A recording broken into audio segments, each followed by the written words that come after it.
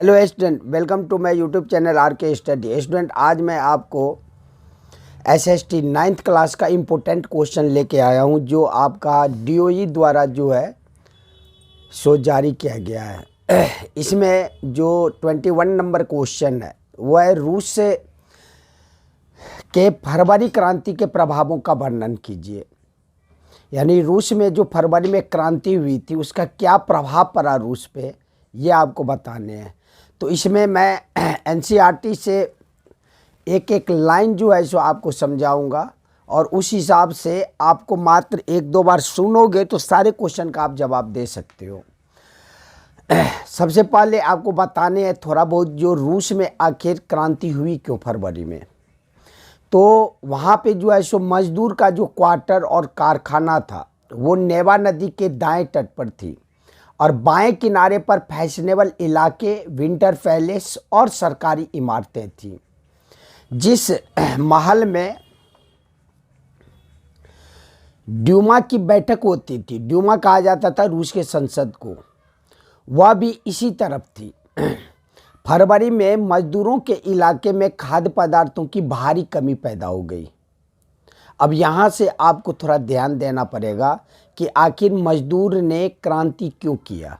तो फरवरी में मजदूरों के इलाकों में खाद्य पदार्थों की भारी कमी पैदा हो गई। इस साल ठंड भी कुछ ज़्यादा भी पड़ी थी, भीषण कोहरा और बर्फबारी हुई थी। संसदीय प्रतिनिधि चाहते थे कि निर्वाचित सरकार बची रहे। ये भी लाइन आपको याद रखना पड़ेगा। संसदीय प्रतिनिधि चाहते थे कि निर्वाचित सरकार बची रहे, इसलिए वह जार के द्वारा, जार रूस के राजा को कहा जाता था, जार द्वारा ड्यूमा को भंग करने के लिए की जा रही कोशिश का वो विरोध कर रहे थे। स्टार्टिंग जो आपको प्रभाव लिखना है ये यहीं से लिखना है। 22 फरवरी को दाएं तट पर स्थित एक फैक्ट्री में तालाबंदी घोषित कर दी गई। अगले दिन इस फैक्ट्री के मजदूर के समर्थन में 50 फैक्ट्रियों के मजदूरों ने भी हड़ताल ऐलान कर दिया और बहुत सारे कारखानों में हड़ताल का नेतृत्व औरतें भी कर रही थी। इसी दिन को बाद में अंतर्राष्ट्रीय महिला दिवस के नाम से जाना जाता है। आपको ये भी कंपटीशन में क्वेश्चन पूछता है अंतर्राष्ट्रीय महिला दिवस कब मनाया जाता है, तो 22 फरवरी को। आंदोलनकारी जनता बस्ती पार करके राजधानी के बीचों बीच नेवस्की प्रोस्पेक्ट तक आ गई। इस समय तक कोई राजनीतिक पार्टी आंदोलन को सक्रिय रूप से संगठित और संचालित नहीं कर रही थी।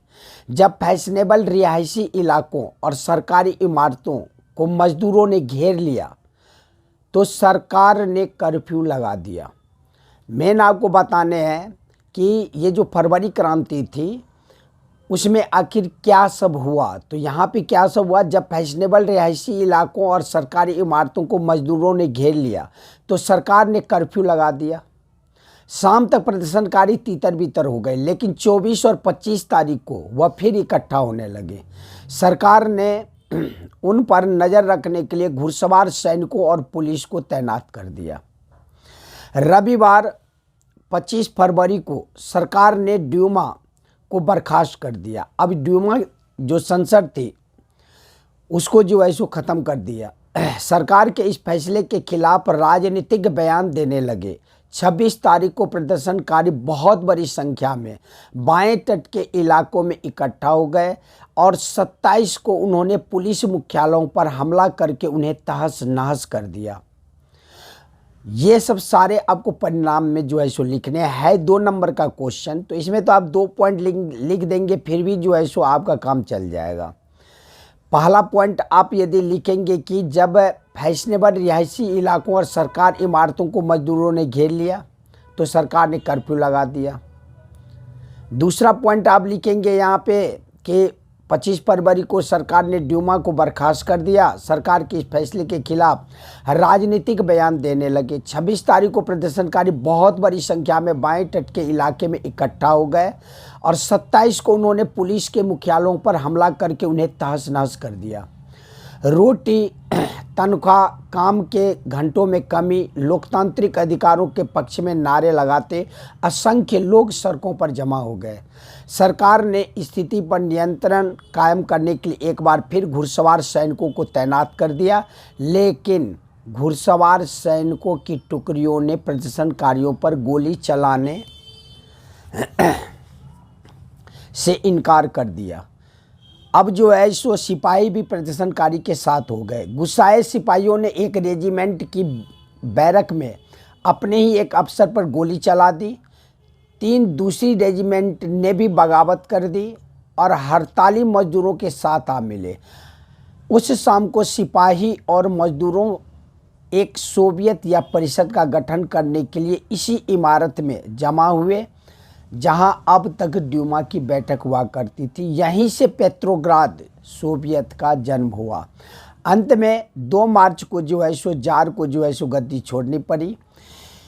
ये स्टोरी जो है सो आपका फरवरी क्रांति का है, लेकिन आपका 2 नंबर का क्वेश्चन है। इसमें से कोई भी 2 पॉइंट जो है सो आप लिख सकते हैं कि आखिर फरवरी क्रांति में जो है सो क्या सब हुआ, उसका प्रभाव। तो प्रभाव में आप इसमें से कोई भी पॉइंट जो है सो लिख सकते हैं। जैसे 2 मार्च को जार को गद्दी छोड़ना पड़ा।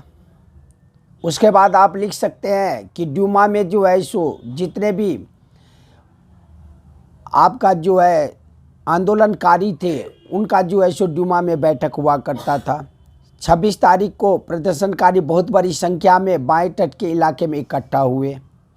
उसके बाद पॉइंट आप लिख सकते हैं रोटी, तनख्वाह, काम के घंटों में कमी, लोकतांत्रिक अधिकारों पक्ष में नारा लगाते असंख्य लोग सड़कों पर जमा हो गए। इस प्रकार इस क्वेश्चन को आप जवाब दे सकते हैं। इसमें दूसरा क्वेश्चन जो है आपका, यूरोप में समाजवाद का आना एक क्रांतिकारी घटना थी। इसको जो है सो आपको डिफाइन करना है। तो इसको जो है सो आप जो डिफाइन करेंगे, मेन जो है सो आपको बताने हैं कि यूरोप में समाजवाद का आना एक क्रांतिकारी घटना थी। तो इसमें आप जो है सो जवाब देंगे कि किसानों को जमीन पर खेती की छूट दे दी जिसका समाजीकरण किया जा चुका था। जब्त किए गए खेतों का इस्तेमाल बोल्शेविक यह दिखाने के लिए करते थे कि सामूहिकता क्या होती है। शासन की केंद्रीकृत नियोजन व्यवस्था लागू की गई। अफसर इस बात का हिसाब लगाते थे कि अर्थव्यवस्था किस तरह काम कर सकती है और इस आधार पे वे 5 साल के लिए लक्ष्य तय कर देते थे। इसी आधार पर उन्होंने पंचवर्षीय योजना बनानी शुरू कर दी। तो जब समाजवादी व्यवस्था आया तो समाजवादी व्यवस्था में अब पंचवर्षीय योजना जो है शुरू हो गई। पहली 2 योजना 1927 से 32 तक चली थी, दूसरी योजना 1933 से 38 तक चली थी। इस योजना के अंतर्गत औद्योगिक विकास को बढ़ावा देने के लिए सरकार ने सभी तरह की कीमतें स्थिर कर दी। केंद्रीकृत नियोजन से आर्थिक विकास को काफ़ी गति मिली। इस प्रकार जो है सो आप समाजवाद के आने के कारण वहाँ पे पंचवर्षीय योजना शुरू हो गया।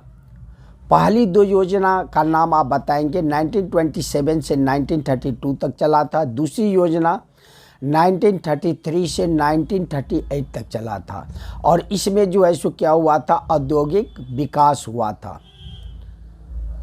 इस क्वेश्चन में जो है सो समाजवादी समाज का निर्माण का अर्थ ही होता है कि जिसमें ज़्यादा से ज़्यादा सरकार का जो है प्रतिनिधित्व हो, ज़्यादा से ज़्यादा लोगों के द्वारा जो है सो सरकार चलाया जा सके, जिसमें सरकार लोग के हिसाब से चले। जो पहले जो है सो व्यवस्था नहीं था पूंजीवादी व्यवस्था में, समाजवाद के आने के कारण ये सब सारे के सारे हुआ था। इस प्रकार जो है सो आप इस क्वेश्चन का जो है सो जवाब आप लिखेंगे। भारत के द्वीपीय समूह पर जो है सो आपको टिप्पणी करने हैं। तो भारत के द्वीपीय समूह एक संक्षिप्त नोट लिखिए। तो इसमें आप जो लिखेंगे, मेन आपको बताने हैं कि भारत में दो द्वीप समूह भी स्थित है।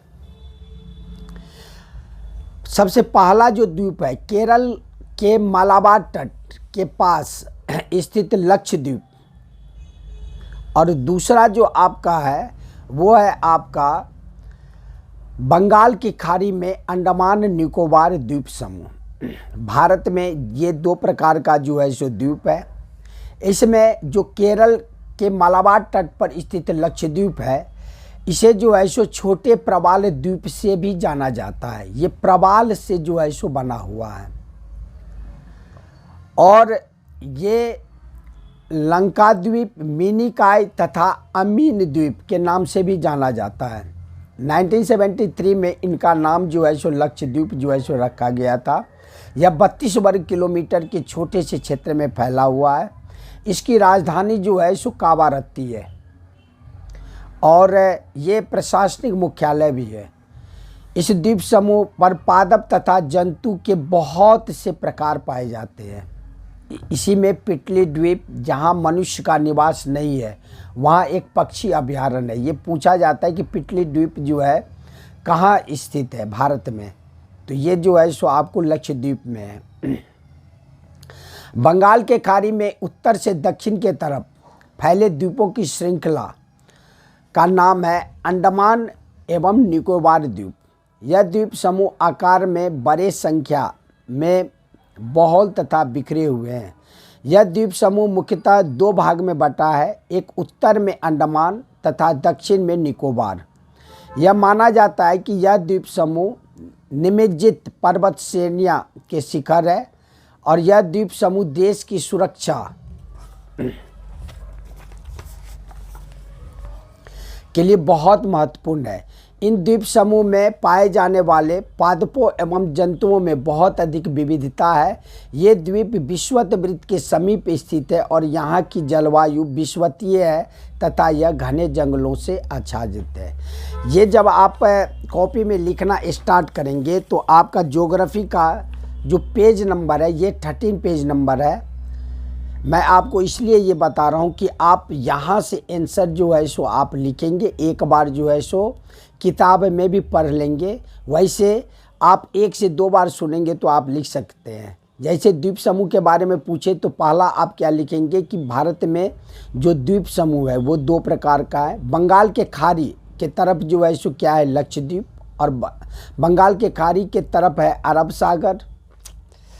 बंगाल के खाड़ी के तरफ जो है सो अंडमान निकोबार द्वीप समूह है, और अरब सागर के तरफ लक्षद्वीप है।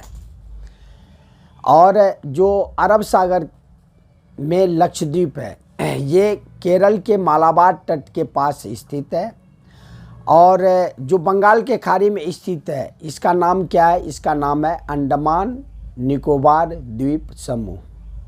इस प्रकार जो है सो इस क्वेश्चन का जो है सो जवाब आप जो है सो लिखेंगे। ये क्वेश्चन आपका ज्योग्राफी का पेज नंबर 13 पे जो है सो द्वीप समूह है, इसका आंसर आपको जो है सो मिल जाएगा। अब क्वेश्चन नंबर हम नेक्स्ट जो है सो करते हैं। इसमें भारत में गरीबी के मुख्य कारण क्या है। तो भारत में जो गरीबी का मुख्य कारण है, ये क्वेश्चन इम्पोर्टेंट है, और इस क्वेश्चन को जो है सो कई बार जो है सो बताया जा चुका है कि भारत में गरीबी का जो मुख्य कारण है वो है आपका जनसंख्या में वृद्धि, उसके बाद जो है सो आपका अशिक्षा, उसके बाद जो है सो आपका आर्थिक विकास में कमी। ये सब सारे के सारे निर्धनता का कारण है। ये इकोनॉमिक्स के 38 पेज नंबर पे आपको मिल जाएगा।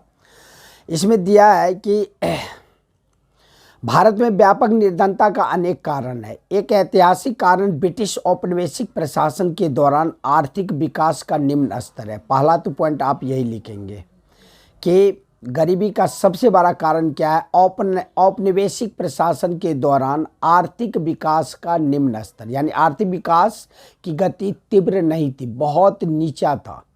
दूसरा पॉइंट आप लिखेंगे जनसंख्या में उच्च दर से वृद्धि। उसके बाद आप लिखेंगे सिंचाई और हरित क्रांति के प्रसार से कृषि क्षेत्र में रोजगार के अनेक अवसर तो सृजित हुए, लेकिन इनका प्रभाव भारत के कुछ ही भागों तक ही सीमित रहा। ये भी जो है सो निर्धनता का जो है सो कारण बनता है। सार्वजनिक और निजी दोनों क्षेत्रों ने कुछ रोजगार उपलब्ध कराए, लेकिन ये रोजगार तलाश करने वाले सभी लोगों के लिए पर्याप्त नहीं हो सका। शहरों में उपयुक्त नौकरी पाने में असफल अनेक लोग रिक्शा चालक, विक्रेता, गृह निर्माण श्रमिक, घरेलू नौकर आदि के रूप में कार्य करने लगे। इस प्रकार जो है भारत में निर्धनता का जो प्रमुख कारण रहा वो एक तो हुआ औपनिवेशिक प्रशासन के दौरान आर्थिक विकास का निम्न स्तर होना, दूसरा हुआ जनसंख्या में उच्च दर से वृद्धि होना, तीसरा हुआ कि हरित क्रांति तो आई लेकिन कुछ ही क्षेत्रों में प्रभाव अपना जमा पाई, और सार्वजनिक और निजी कंपनी भी जो है सो कुछ ही जो है सो रोजगार उपलब्ध कर पाए और बहुत सारे लोग जो है सो बेरोजगार रहे। इस कारण जो है सो भारत में निर्धनता जो है सो पनपती रही। इसका नेक्स्ट क्वेश्चन जो है आपका नेक्स्ट क्वेश्चन है, खाद्य सुरक्षा के 3 घटकों का वर्णन कीजिए। खाद्य सुरक्षा का 3 घटक जो है सो कौन है? तो सबसे पहले जो आप इसमें खाद्य सुरक्षा का जो लिखेंगे तो खाद्य सुरक्षा में सबसे पहला क्या है? बफर स्टॉक है। अब आप बफर स्टॉक के बारे में जानते होंगे। सबसे पहला जो है सो आपका खाद्य सुरक्षा में है बफर स्टॉक। बफर स्टॉक क्या होता है कि यह भारतीय खाद्य निगम के माध्यम से सरकारों द्वारा अधिप्राप्त अनाज, गेहूं और चावल का भंडार है। सरकार क्या करती है, जिस राज्य में बहुत अधिक जो है सो गेहूं और चावल होता है वहाँ पे सरकार जो है सो क्या करती है, वहाँ पे जाती है और जाने के बाद किसानों को उनकी फसल के लिए पहले से घोषित कीमत दे दी जाती है और इस मूल्य को क्या कहा जाता है? न्यूनतम समर्थित कीमत। इसको कहा जाता है न्यूनतम समर्थित कीमत। जो पहले से घोषित मूल्य किसानों को उनके फसल के बदले दे दिया जाता है उन्हें कहा जाता है न्यूनतम समर्थित कीमत। इन फसलों के उत्पादन को प्रोत्साहन देने के उद्देश्य से बुआई के मौसम से पहले सरकार न्यूनतम समर्थित कीमतों की घोषणा करती है।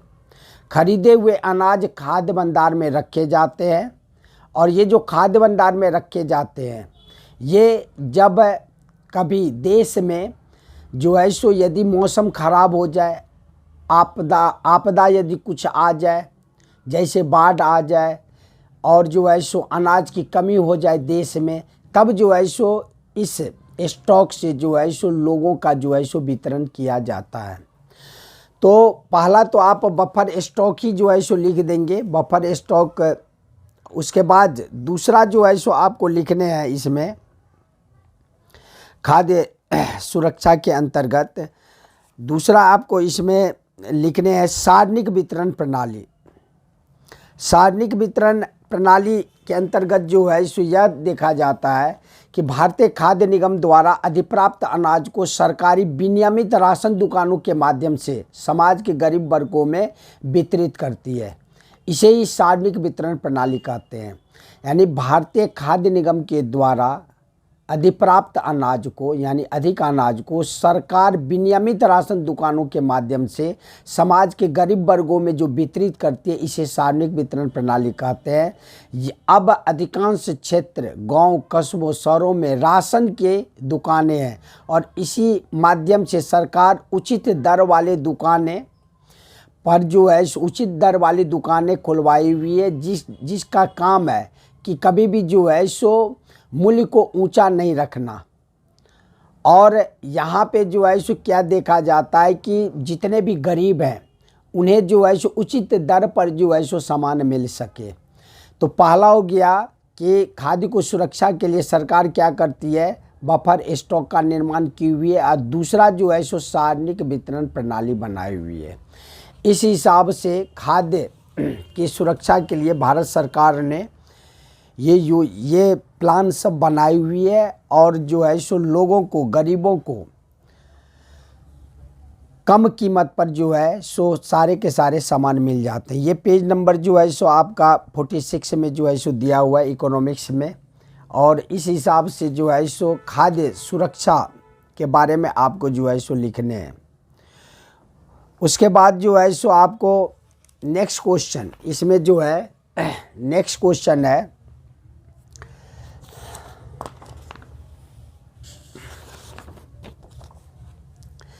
फ्रांस में जैकोबिन क्लब के उदय के कारणों का आप वर्णन कीजिए। जैकोबिन क्लब के बारे में आपको जो है सो बताने हैं। तो ये फ्रांसीसी क्रांति का है और फ्रांसीसी क्रांति जो आपका 1789 में जो है सो हुआ था फ्रांसीसी क्रांति। और इसमें जो है सो राजा जो है सो कौन था? राजा जो है सो लुई 16वां था इस समय में। और इसके अंतर्गत जो है सो आपको जैकोबिन क्लब के बारे में जो है सो लिखने हैं। जैकोबिन क्लब जो है सो मेन जैकोबिन क्लब जो थे वो रोबेस्पियर के द्वारा जो है सो बनाया गया था जैकोबिन क्लब। और इसमें जो है सो मेन जो रोल था रोबेस्पियर का ही था। इसमें जो है सो कहा जाता है कि 1791 में ये हिस्ट्री के पेज नंबर 14 पे आपको मिल जाएगा। 1791 के संविधान में सिर्फ अमीरों को ही राजनीतिक अधिकार प्राप्त हुए थे। लोग राजनीतिक क्लबों में अड्डे जमाकर सरकारी नीतियों और अपनी कार्य योजना पर बहस करते थे। इनमें से जैकोबिन क्लब सबसे सफल था, जिसका नाम पेरिस के भूतपूर्व कॉन्वेंट ऑफ सेंट जैकब के नाम पे पड़ा, जो अब इस राजनीतिक समूह का अड्डा बन गया था। इस पूरी अवधि में महिलाएं भी सक्रिय थी, उन्होंने भी अपने क्लब बना लिए और इस प्रकार जो है सो यहाँ पे जैकोबिन क्लब मेन जो है सो था सरकार के विरुद्ध जो है सो आवाज़ उठाने के लिए लोग जो है सो इस क्लब में आते थे, विचार विमर्श करते थे। जैकोबिन क्लब के सदस्य मुख्यतः समाज के कम समृद्ध हिस्सों से आते थे। इनमें छोटे दुकानदार, कारीगर जैसे जूता बनाने वाले, पेस्ट्री बनाने वाले, घड़ी साज, छपाई करने वाले, नौकर व दिहाड़ी मजदूर शामिल थे। इनका नेता था मैक्सिमिलियन रोबेस्पियर। जैकोबिन के एक बड़े वर्ग ने गोदी कामगारों की तरह धारीदार लंबी पतलून पहनने का निर्णय किया। ऐसा उन्होंने समाज में फैशन परस्त वर्ग, खास तौर से घुटने तक पहने जाने वाले ब्रीचेस यानी घुटना पहनने वाले कुलीनों से खुद को अलग करने के लिए किया था। यह ब्रीचेस पहनने वाले कुलीनों की सत्ता समाप्ति का ऐलान का एक तरीका भी था। इस प्रकार जैकोबिन क्लब के बारे में आप जो है सो लिखेंगे। जैकोबिन क्लब ही था जो मुख्यतया जो है सो आपको फ्रांसीसी क्रांति में प्रमुख भूमिका जो है सो निभाया था। नेक्स्ट क्वेश्चन है ओलंप दे गूज घोषणा पत्र में वर्णित किन्हीं 3 मूलभूत अधिकारों का वर्णन कीजिए। इसमें 3 मूलभूत अधिकार जो आपका वर्णन करने ओलंप दे गूज के बारे में मेन आपको ये पेज नंबर जो है सो आपको मिल जाएगा 20 पे। ओलंप दे गूज के घोषणा पत्र में उल्लिखित कुछ मूलभूत अधिकार इस प्रकार है। औरत जन्मना स्वतंत्र है और अधिकारों में पुरुष के समान है। सभी राजनीतिक संगठनों का लक्ष्य पुरुष एवं महिला के नैसर्गिक अधिकारों को संरक्षित करता है। ये अधिकार है स्वतंत्रता, संपत्ति सुरक्षा और सबसे बढ़कर शोषण के प्रतिरोध का अधिकार। समग्र संप्रभुता का स्रोत राष्ट्र में निहित है, जो पुरुषों एवं महिलाओं के संघ के सिवाय कुछ नहीं है। कानून सामान्य इच्छा को अभिव्यक्त होनी चाहिए। सभी महिला एवं पुरुष नागरिकों का या तो व्यक्तिगत रूप से या अपने प्रतिनिधियों के माध्यम से विधि निर्माण में दखल होना चाहिए। यह सभी के लिए समान होना चाहिए। सभी महिला और पुरुष नागरिक अपनी योग्यता और प्रतिभा के बल पर समान रूप से एवं बिना किसी भेदभाव के हर तरह के समान और सार्वजनिक पद के हकदार है। कोई भी महिला अपवाद नहीं है, वह भी विधि सम्मत प्रक्रिया द्वारा अपराधी ठहराई जा सकती है, गिरफ्तार और नज़रबंद की जा सकती है। पुरुषों की तरह महिलाएं भी इस कठोर कानून का पालन करें। इस प्रकार जो है सो ओलंप दे गूज के घोषणा पत्र में महिलाओं को पुरुषों के बराबर अधिकार दिलाने के लिए ये घोषणा पत्र था। ओलंप दे गूज द्वारा तैयार किए घोषणा तथा पुरुष एवं नागरिक अधिकार घोषणा जो पत्र था, मुख्यतया जो है सो ये था कि ओलंप दे गूज जो था मेन महिलाओं के सम्मान में जो है सो आवाज़ उठाई गई थी और महिलाओं को पुरुषों के समान अधिकार दिलाने के लिए अधिकार ये उठाई गई थी। इस प्रकार ओलंप दे गूज में आप जो है सो ये सब सारे पॉइंट आप लिखेंगे। ब्रह्मपुत्र नदी एवं सिंधु नदी तंत्र के मध्य अंतर को स्पष्ट कीजिए। तो ब्रह्मपुत्र नदी और सिंधु नदी के बारे में आपको पता होगा कि ब्रह्मपुत्र नदी जो है सो मानसरोवर झील से जो है सो निकलती है और इस प्रकार जो है ब्रह्मपुत्र नदी के बारे में ब्रह्मपुत्र नदी जो है सो आपको अनेक नामों से जाना जाता है। जैसे जब ये असम में पहुंचती है, असम से पहले इसका नाम जो रहता है वो दिहांग रहता है। जब वो अरुणाचल प्रदेश में पहुंचती है, अरुणाचल प्रदेश से जो है सो जब असम में आती है तो इसका नाम ब्रह्मपुत्र पड़ता है। बाद में जो है सो जमुना, पद्मा ये सारे जो है सो पड़ते हैं। सबसे पहले इसमें जो है सो आपको बताने हैं सिंधु नदी तंत्र के बारे में। ये ज्योग्राफी के पेज नंबर 17 पे आपको मिल जाएगा। सिंधु नदी का उद्गम मानसरोवर झील के निकट तिब्बत में है।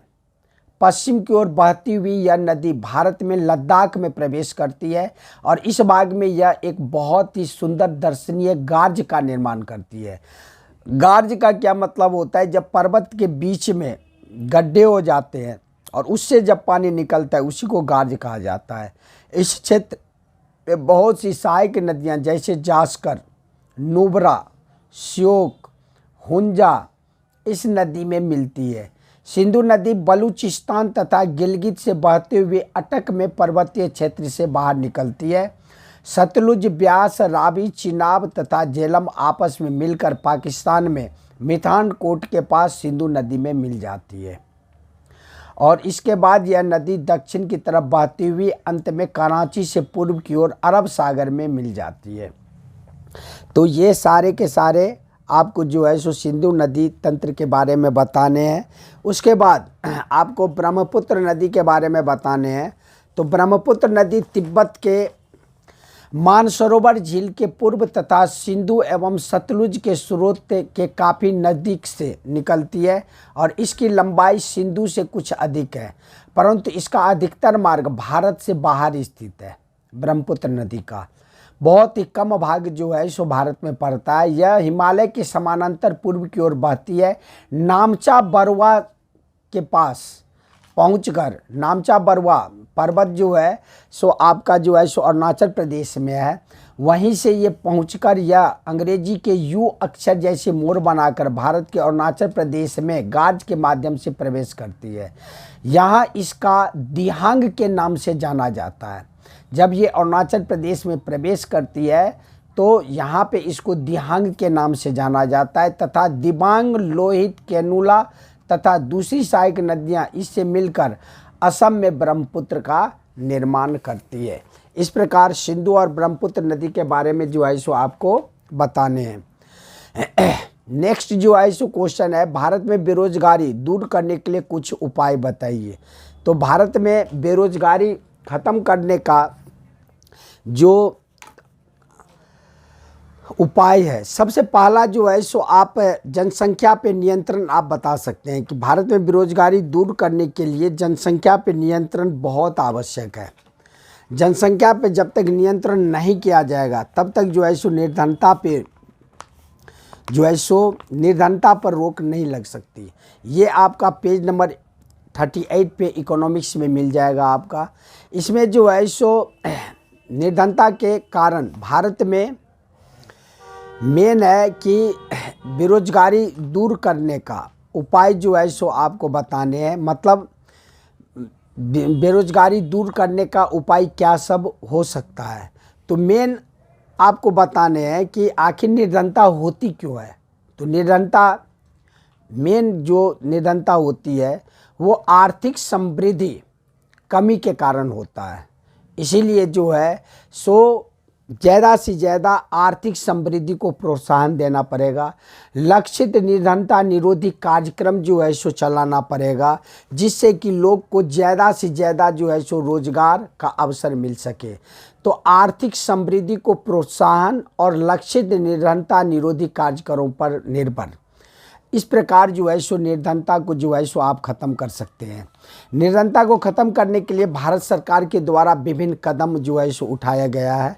जैसे महात्मा गांधी राष्ट्रीय ग्रामीण रोजगार अधिनियम 2005, जिसे मनरेगा के नाम से भी जो है सो जाना जाता है।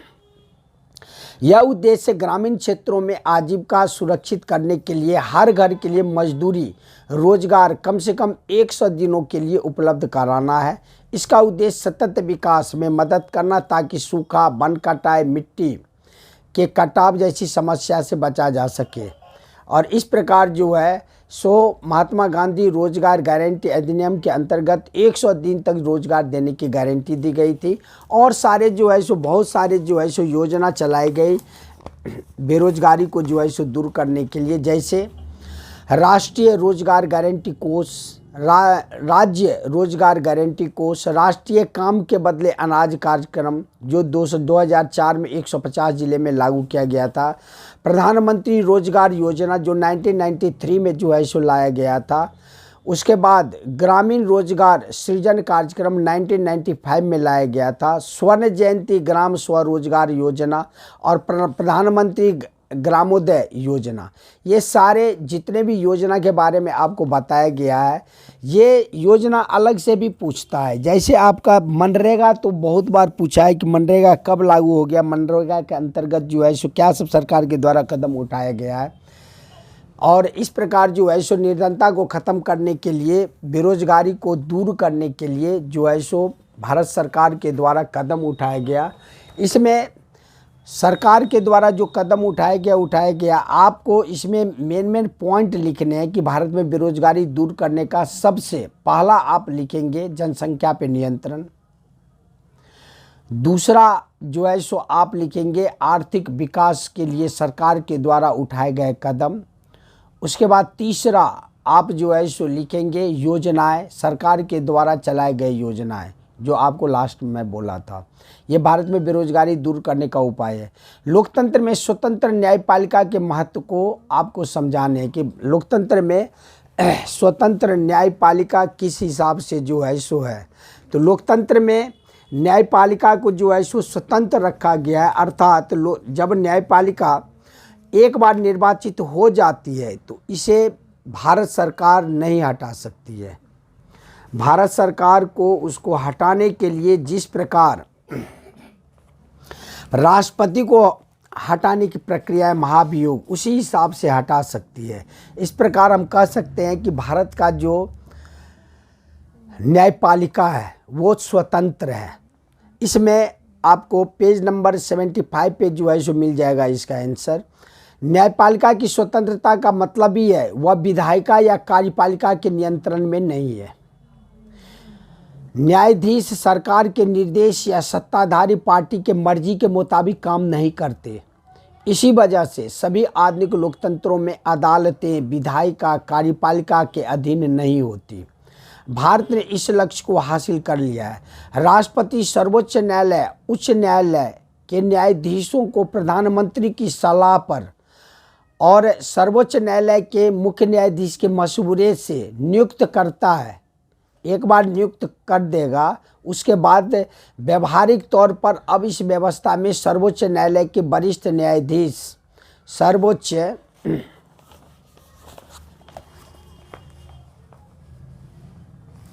न्यायालय और उच्च न्यायालय के नए न्यायाधीशों को चुनते हैं। इसमें राजनीतिक कार्यपालिका की दखल की गुंजाइश बेहद कम है। सर्वोच्च न्यायालय के सबसे वरिष्ठ न्यायाधीश को ही अमूमन मुख्य न्यायाधीश नियुक्त किया जाता है।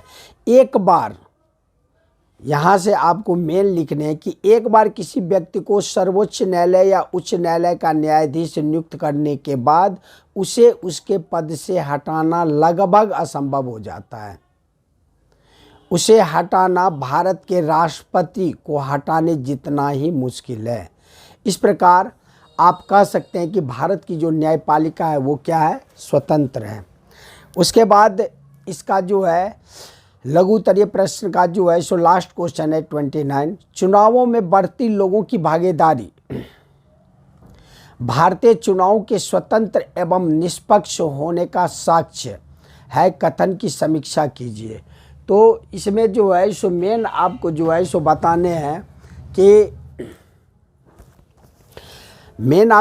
चुनावों में बढ़ती लोगों की भागीदारी भारतीय चुनाव के स्वतंत्र और निष्पक्ष होने का साक्ष्य है। तो इसमें जो आप लिखेंगे, इसमें मुख्य जो है सो आप लिखेंगे कि जो आपका भारत में जो चुनाव बुनियादी रूप से स्वतंत्र और निष्पक्ष है, जो पार्टी चुनाव जीतकर सरकार बनाती है उसे लोगों का समर्थन प्राप्त है। संभव है कि हर निर्वाचन क्षेत्र पर यह बात लागू न होती हो। कुछ उम्मीदवार पैसे के जोर पर या गलत तरीके से जीत हो सकती है, पर चुनाव का कुल नतीजा अभी भी लोगों की इच्छा को ही बताता है। पिछले 50 वर्षों में हमारे देशों में इस सामान्य नियम के थोड़े बहुत अपवाद हैं और यही चीज़ भारतीय चुनाव प्रणाली को लोकतांत्रिक बनाती है। इस प्रकार आप जो है सो कह सकते हैं कि भारत का जो चुनाव होती है इसमें मुख्यतया जो है सो जो रोल होता है वो लोगों का होता है और भारत के चुनाव में बढ़ती लोगों की भागीदारी भारतीय चुनाव को स्वतंत्र और निष्पक्ष होने का साक्ष्य है।